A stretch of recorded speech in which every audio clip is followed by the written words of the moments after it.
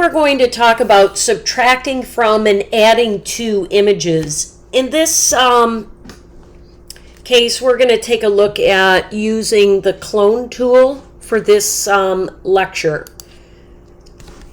In this lecture, we're going to be taking this officer's image and replacing it with someone else's. So what we're going to do is take a look at our tools. If your tools aren't in the right order, things that you can do is to reset up here in the upper right hand corner your essentials.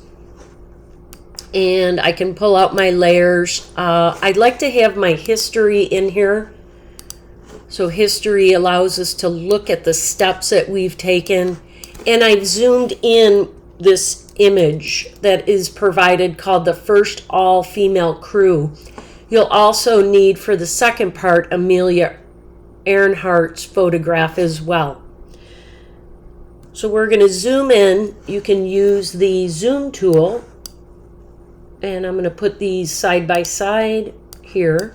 So I can use the zoom tool, or I can press Command plus to zoom in, or Command minus to zoom out. Okay.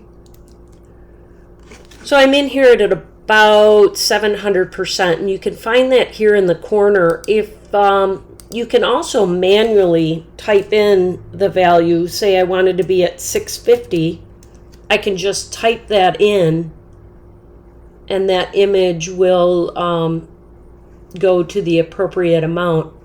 Another thing to note down here in the corner, this tells you how many pixels per inch your image is, and actually the size in pixels if you wanted to look at the document dimension. Okay. All right, so in the lecture it'll have you use the rectangle marquee tool to kind of cover up her face. Now this is considered non-destructive behavior. So I'm going to go up here to the top, kind of find the right lines to run off of, and I'm going to stay just inside of the red and pull this out to the white. So I've got my red and white, and I'm going to press Command C or Edit to copy, and then Command V to edit paste, and that actually made a new layer for me. So on that layer, I'm going to place this over her head. Now, it only works because this layer is on and it's above the existing layer. So layers are like sheets of document on your desk. So I'm going to move this up to her neck. The next step is you can kind of see these harsh lines here. So I'm going to want to use the clone tool. The clone tool allows us to take pixel information from elsewhere and incorporate it into the area above. So I've got my clone tool selected. The size and the hardness of it are located up here with the arrow drop down. So I've got this set at 17 pixels at 47% for hardness. I have to go back to my background layer to choose the pixels that I want and press the Option button to receive that bullseye. So I'm going to click up here above her with the bullseye tool and the Option key. So it's an Option click.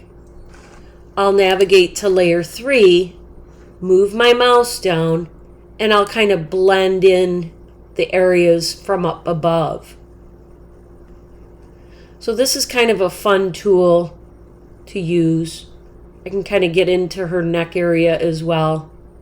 I don't want to go too far because if you noticed, I'm starting to clone actually her head. I'll give you a further example of cloning. Let's say I wanted to clone this officer somewhere else in this image. I'll just click on her nose area. It's again an option click. I'll go over here and actually paint her in here.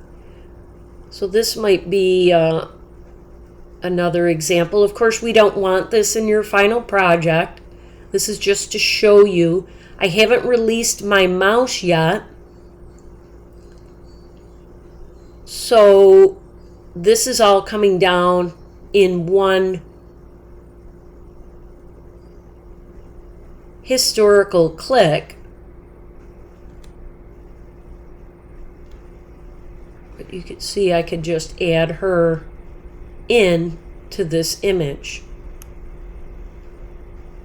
You'll see this being done when I worked at the Star magazine. I don't know if you have ever seen that, but a lot of those people that they show are really not together, and this was kind of something that the Star magazine will do. Those people really may or may not have been together for historical reasons, and it blends fairly well. Now, I only did one click, so if I go back or delete this in my history, she's gone. Okay, so I just deleted her. But that's the value of the clone tool. So this concludes your first part of the lesson, is to attempt to use that clone tool. But please don't add those extra people in. Experiment with that, but don't leave them in your original photo. What I would do at this point is we want to give this picture a meaningful name. So I'm going to want to go to File, Save As. I'll save this to my cloud, and I will call this Grad 230. This is Module 3. And this is your lecture. So you'll want to add that in as your first flight crew. So if you would please save that, give it a meaningful name. Your instructor may even ask that you place in your last name to identify the picture. So if you have to upload files, you could always add your last name in. And this was Grad 230 lecture. So we'll save this to the cloud. I'll say save, and then we'll have that. Thank you.